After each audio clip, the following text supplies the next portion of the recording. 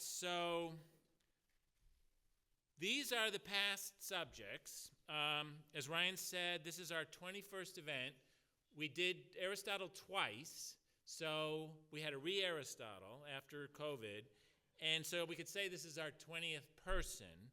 And I've been telling a number of people, for all of these, I got up here at this point in the process and knew exactly what I thought, exactly how I wanted to describe what I thought. Tonight, I have no idea what I think or how I'm going to describe what I think. So this could go in a lot of different ways. A couple of ground rules early, and that is that this is a dicey topic with a dicey book. I am not, when I read any passages, going to read it literally. I am going to encourage all of you to instead say the N-word rather than the literal what's in the text. And I realize some of you may not agree with that, but that's my personal recommendation. You'll hear me do that tonight. You'll remember there was an editor at the New York Times who thought that it was perfectly reasonable to say the word and how it was used at the New York Times, and he was fired the next day. I'm not telling you that's what's going to happen to you, but I'm making a recommendation of how we should treat this subject tonight. Okay, so at the very end, the core question is, what did Mark Twain get right and wrong about race? I learned something when we did Mao, and that is that the Chinese Communist Party had a commission after his death in which they evaluated what he was right about and wrong about, and they gave him a number score, 70 out of 100, all right? I love that. And so what we're going to do tonight, if your moderators think this is a good idea, is on a scale of 1 to 10, was Mark Twain an effective advocate for racial justice, where 10 is Martin Luther King, 1 is Nate Bedford Forrest, the founder of the Ku Klux Klan. He's a 0 maybe. So you're going to all come up with your own rating for Twain. And one way I was thinking about this is when I first told David Snyder that I wanted to do this based on the Chernow biography that was coming out, I would have put myself down for Twain at about a 9. And after doing all the reading that I've done for the last 9 months, let's just say I'm at a different number. So we'll see what that number ends up being. Okay, so we're going to start with Twain's life. I'm going to go through this pretty quickly. You guys had in your readings, you had a good biography from Encyclopedia Britannica. By the way, I'm going to make the argument that the readings that I sent to you were pretty pro-Twain. It's the chapter from Huckleberry Finn that has the "then I'll go to hell" famous quote. That's a very positive Twain depiction. I sent you the chapter from the Chernow biography that I would argue is pretty positive on Twain and Huckleberry Finn. I gave you a chapter out of James, which rewrites James' character to some degree in a very positive way. So I'm going to argue what I sent you in readings was pretty pro-Twain. And I may not be quite as pro-Twain in the readings tonight. By the way, Michelle is going to follow me, and little birdie has told me that she's going to be even a little more pro-Twain than I am. All right.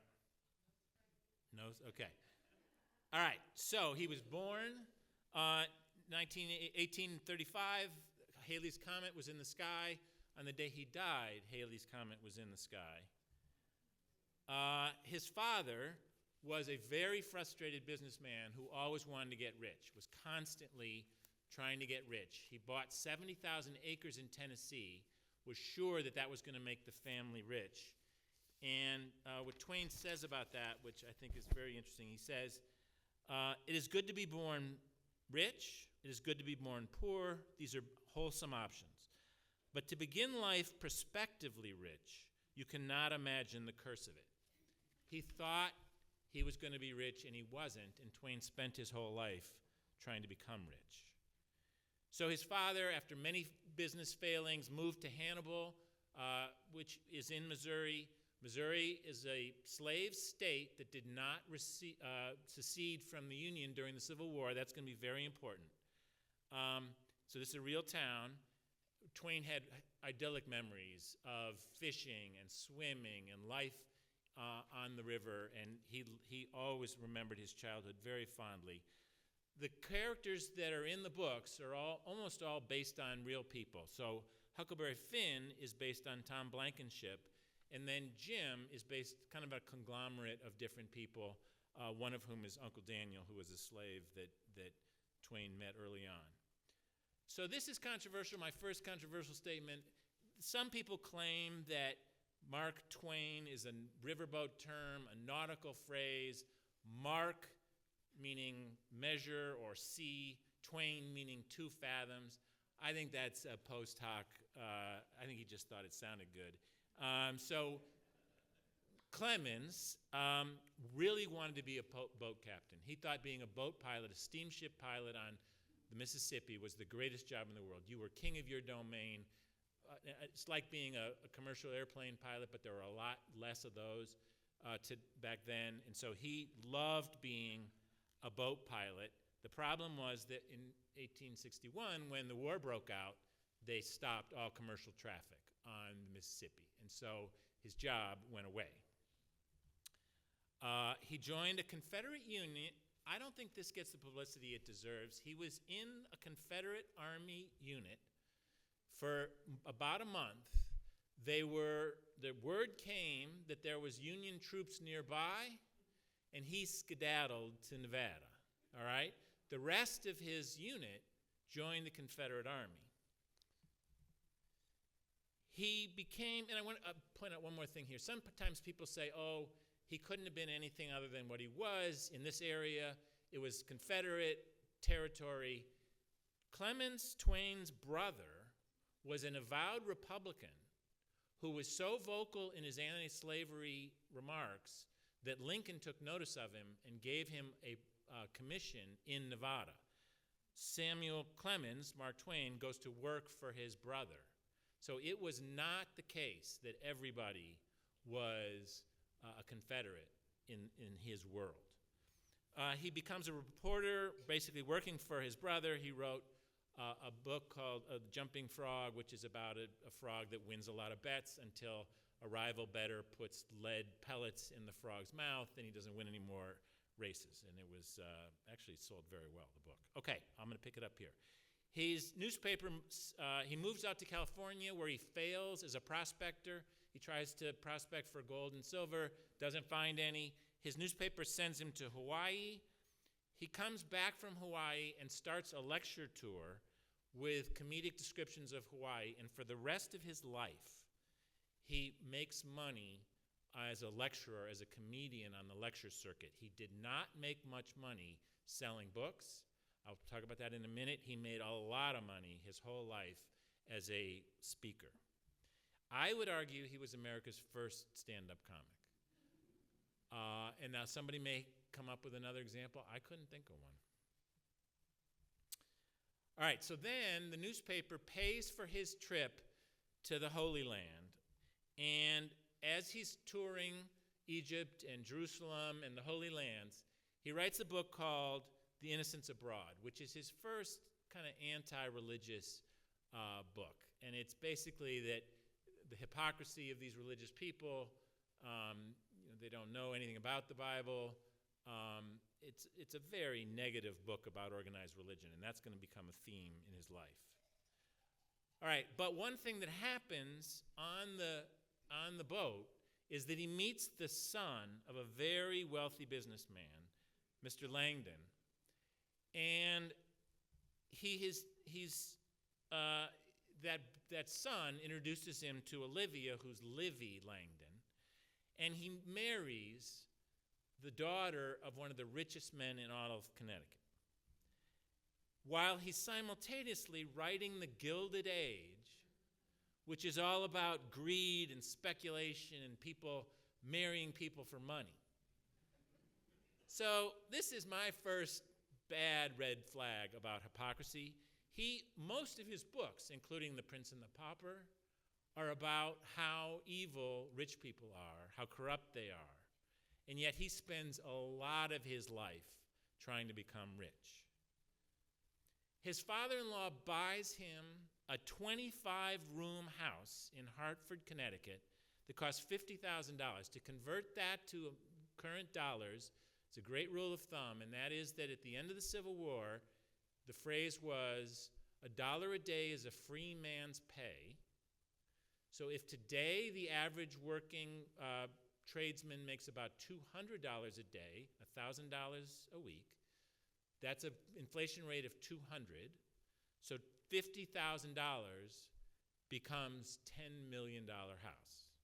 Okay, this is the most expensive house in all of Hartford, Connecticut, with the rooms designed by Tiffany. So he publishes Life on the Mississippi, Adventures of Tom Sawyer, both pretty good selling books. And then he publishes The Prince and the Pauper and A Tramp Abroad. And then he makes his first really big, bad investment. He invests in the Page type setting machine. At the time, and this didn't really change until like the 1960s, if you were going to lay out type in a newspaper and you were going to write "and," you had to grab an A, an N, and a D, and a space manually. His machine used a typewriter to have the letters fall into place. It was wonderful, except for it didn't work. And he spent $200,000 in 1880 money on this investment in this company. He was mad that the publishers weren't paying him enough, he thought, and so he formed his own publishing house called Charles Webster. I'm going to come back to that in a minute. All right, so then in 1885, he publishes Huckleberry Finn. And I just do want to point out that this is 1885, so it's 20 years after the end of the Civil War. It is 8 years after Reconstruction is over and a failure, and the Northern troops have left the South. My sort of question I'm going to ask other people feel about this at dinner is, it would have been nice if he'd written this a little earlier, maybe. So it does reasonable sales, but less than Tom Sawyer and way less than Uncle Tom's Cabin. Uncle Tom's Cabin sold 3 million copies in a country of 30 million people. Huckleberry Finn sold 30,000 copies. Now, in Tom Sawyer, the local characters are all funny, wholesome, basically good, innocent people. In Huckleberry Finn, a lot of those same characters become spokes in a much more negative, monstrous slavery system. And what he did for the first time was capture the white and black dialects that he writes quite literally, and that's the first time that had been done in American literature. Everybody remembers that Hemingway says that all American literature started with Huckleberry Finn. Jim is based on a composite, but this Uncle Daniel was a slave that Twain knew very well when he was young. And here I'm going to make my first real objection to Twain and Huckleberry Finn. So first of all, I had not read Huckleberry Finn since high school. How many people like me had not read Huckleberry Finn since, let's say, college? How many had not? Okay. How many had read Huckleberry Finn since college? Okay, good. So the vast majority of us had not. I did not remember this. The last 20 pages of Huckleberry Finn, Jim is captured by people who are going to send him back to the slave catcher, and runaway slaves had the tar beaten out of them before being sent downriver, which meant working on a Mississippi plantation or Cuba. It was a death sentence to be a captured runaway slave. Jim is captured and is in this cage, and Tom and Huckleberry Finn can get him out. But they spend 2 weeks torturing Jim, putting 15 rats into the cage to make it more of an adventure. Spiders, a rattlesnake, all into the cage, and they don't let him out. Despite the fact that Tom knows that his owner has died and freed him. So this is basically just torturing Jim. And Mark Twain thinks this is hysterical, just so funny, that they do this for 20 pages. I didn't find it very funny. All right, we're going to go to a lighter note. Personal life, Twain lost hundreds of thousands in get-rich schemes. The worst was the Page typewriter. His publishing house made a lot of money on Grant's memoirs, but then it lost a fortune on Sherman's memoirs, Custer's widow's biography of Custer, and Pope Leo. Twain was sure every Catholic in America was going to buy this memoir. They did not. So the question you can talk about at dinner, was he a hypocrite for claiming to be a representative of the common man while he's constantly got all these get-rich-quick schemes? He basically comes very close to going bankrupt. He gets a benefactor who pays off a lot of his debts. He goes on a 2-year speaking tour around the world where he earns enough to pay off most of his debts. At the end, the very tough last couple of years, 3 of his 4 children died before he did. His one boy died at age 2, and then 2 of his daughters died in middle age. Very hard on him. His wife Livy died before he did, 6 years before he died. He may have suffered from depression. He formed a group that he called his Angel Fish Club, which was his surrogate granddaughters. These are 10 to 12 girls, ages 10 to 16. Sounds horrible, but supposedly their mothers were always there. There's no actual evidence of impropriety. Again, I didn't find this good. And he died in 1910 with the coming of Halley's Comet. Just quickly, he was a great comedian. Some of these quotes I just go through very quickly. I'm grateful to be able to answer promptly, and I did. I said I didn't know. Clothes make the man. Naked people have little or no influence on society. I've lived through some terrible things in my life, some of which actually happened. Never put off till tomorrow what may be done day after tomorrow just as well. He was the first guy to say that. The more I learn about people, the more I like dogs. Get your facts straight first, and then you can distort them as much as you please. A clear conscience is a sure sign of a bad memory. I love that one. Politicians and diapers must be changed often for the same reason. It's better to keep your mouth shut and appear stupid than to open it and remove all doubt. He said that first. All right, really quick, and I'm going to finish up. I believe that the better book in terms of its portrayal of racial issues at the time is Uncle Tom's Cabin. Here's my case. It was published in 1852, right at the start of the Republican Party. In fact, it had a lot to do with forming the Republican Party. Lincoln, when he met Harriet Beecher Stowe, said, "You're the little woman who wrote the book that started this great war." John Brown, before Harper's Ferry, read chapters from Uncle Tom's Cabin to his boys and to his soldiers. It had a huge impact. Fundamentally, there was the Compromise of 1850, which brought the Fugitive Slave Law into effect. Uncle Tom's Cabin, until that, people were basically, they didn't like it, but they passively accept it. That book really hardened opposition to the Fugitive Slave Law. It was the best-selling book in the 19th century. The best-selling book in the 19th century other than the Bible. All right, Huckleberry Finn, on the other hand, didn't get published until 1885, after Reconstruction. It only grew in popularity years later, very modest sales, 30,000 copies by the end of the 19th century. Here's my real case, is if you read, and I did read again Uncle Tom's Cabin, which I know is today a pejorative. It's almost a slur to call somebody obviously a Tom. The slave characters in Uncle Tom's Cabin are George Harris, who's a slave who is brilliant, who creates a machine that cleans hemp. His slave owner won't give him any credit for it, so he flees, takes his situation into his own hands, spends the rest of the book trying to free his wife and son. He is almost an action hero.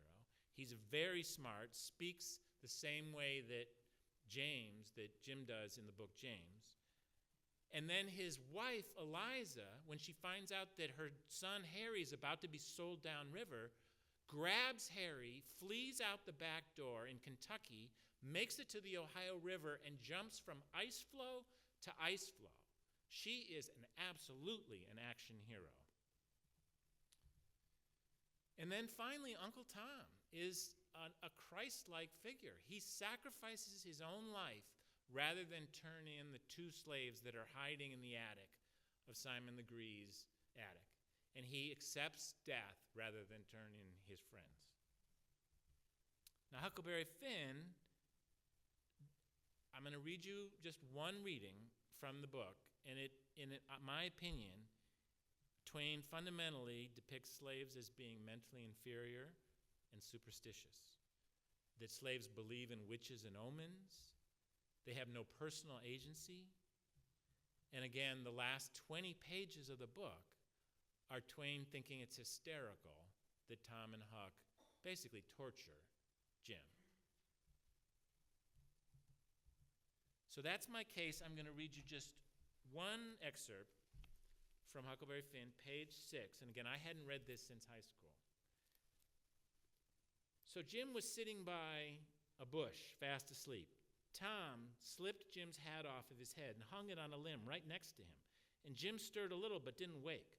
Afterwards, Jim said the witches bewitched him and put him in a trance and rode him all over the state, and then set him under the tree again and hung his hat on a limb to show who done it. And next time Jim told it, he said they rode him down to New Orleans, and after that, every time he told it, it spread more and more, till by the end he said they had rode him all over the world. N-words would come miles to hear Jim tell about it, and he was more looked up to than any N-word in the country. Strange N-words would stand with their mouth open and look him all over, same as if he was a wonder. N-words is always talking about witches in the dark by the kitchen fire, but whenever he was talking, they would shut up.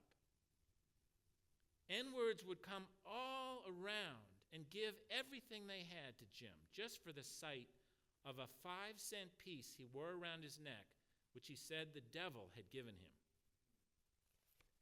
All right, so my problem with that is not just the depiction of Jim as a self-aggrandizing liar, but the whole slave community. Nobody's skeptical of this story. Nobody is going to say, yeah, sure. Everybody's going to give him, they don't have a lot of money, they're going to give everything they have to see this piece of 5-cent piece that he says the devil saw. I think that's just a horrible description of the African American slave community, and there's nothing that bad in Uncle Tom's Cabin. So that's my case, and now I turn it over to, for the case for the defense, Michelle Collins. All right, just to set the stage, I'm not going to rebut that because I don't think I can. I took my look at this whole thing was to really kind of focus really on Huck Finn, on the adventures of Huck Finn, and a little bit broader, commentary, if you will, from others. But as I thought about it, the most important things were really, let's see if I can get my slides going here. There we go.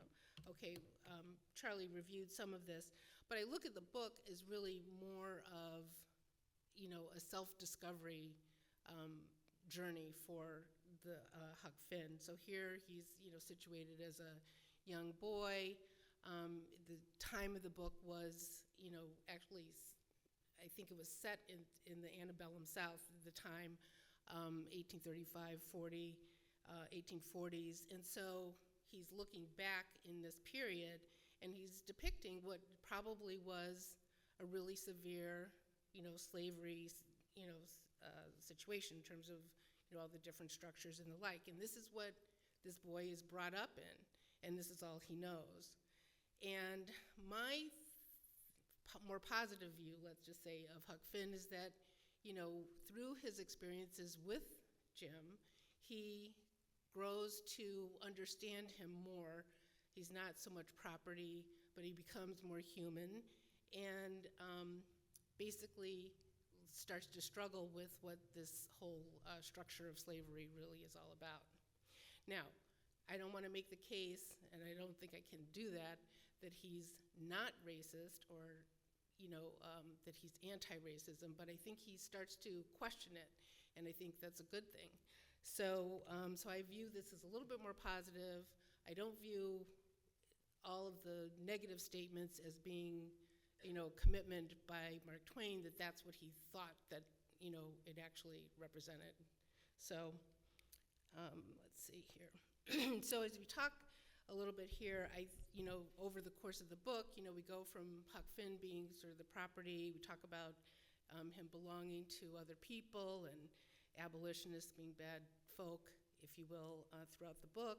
Lots of racist stereotypes, as Charlie just went through, to moving to, a series of adventures, if you will, or experiences with Jim, where Jim displays, real human emotion on different levels, different times. So, for example, he's protective at certain points of Huck Finn, or, gets angry with him when he's talking about the fog incident. And, if you, at the end of the book, as he is, as Tom is wounded and actually needs a doctor, he kind of goes through some rationale, and the doctor, then Huck Finn sort of recognizes that this is, sort of a reasonable, thinking and something that he would support. And then obviously some of the family values and so on. So I think this is, some evidence, not complete that he's a whole person, but, certainly something more than just property. And so there are a couple of quotes here that I'll just, highlight. The first two are sort of towards the beginning of the book, and as Charlie mentioned, the book was, published in 1884, and, apparently he started the book, maybe, 8 or 10 years earlier, and kind of started it and then put it down and then came back to it. So the first part of the book, he is starting to learn. He's having these early experiences, and the fog incident takes place, and he actually realizes that Jim is really admonishing him, and he's ashamed of himself, and as a result thinks of Jim a little bit differently there. It took him some time to get there. He had to think about it for a full 15 minutes, but he did think about it, and it humbled himself, if you will, to recognize Jim. He then later, shortly after that, he had the period where he, the point where he, recognized that he would be called a low-down abolitionist for keeping mum and not giving Jim up. And so he says, well, that doesn't make any difference. I don't mind if they despise me for that. And then later in the book, he talks about when we get to the point where, especially with respect to the couple of times where he had the situation where he could have given Jim up, he has the "I'll go to hell" comment, and then the other one where the doctor scene where he literally had the the way he interpreted him having a really positive comment was, I note he was white inside, which is not a really positive thing to say, but in their terms, I think that is, in his terms, if you will, he's more like me and less like a slave. So, my view is that it's more of a journey that he's been on, that he is learning more about Jim the slave, and it's turned into more of Jim, my friend, or as some critics have said, even, kind of father-son relationship. I think that's a little bit strong, but okay. I will add to that I was looking for some other evidence outside of that book of, were there things that showed that Mark Twain was supportive of African Americans in other ways? So, one, for example, shortly after the publishing of the book, he supports this Yale Law School student who was in school but couldn't finish financially, so he paid for his tuition to finish. And he, did it anonymously, wasn't really looking for credit. And this individual just coincidentally became the mentor to Thurgood Marshall, future Supreme Court Justice at the time. He wrote a little bit later, Pudd'nhead Wilson, where he had commentary about slavery. And, I think the theme where slavery hurts everyone, including the oppressor. And some of the themes I think that Charlie was talking about, where, he's got this commentary on the, rich people versus the common man, and here he's making these same sort of judgments, if you will, as it relates to the slavery versus what it does for the institution. So 1901, the United States of Lyncherdom, there he's very specifically talking about the anti-lynching going on and calling it a moral disgrace and a national crime. Interestingly, he did not publish it while he was alive. It came out in a series of essays after he passed away. And then finally, he served on this particular anti-imperialist league, and I think, very consistent again with some of the things that Charlie had mentioned. Here he was commenting on the Western countries actually shouldn't really be civilizing other places. So there's some evidence that he's sort of looking at these institutional structures and saying, really, what do we really want those, and questioning them and the value of them. And I don't think he certainly doesn't conclude in Huck Finn. I'm not sure that he even concludes overall, but I tend to think, and at least one of my big takeaways here is just simply the story of one man getting to know somebody else who's completely different because you have a certain set of beliefs about in the beginning. Just by a series of experiences with them, you get to know them a little bit better, have a little bit better understanding, and at least it's a start of questioning the institution of slavery in that instance. So that is basically my view. So we'll stop there.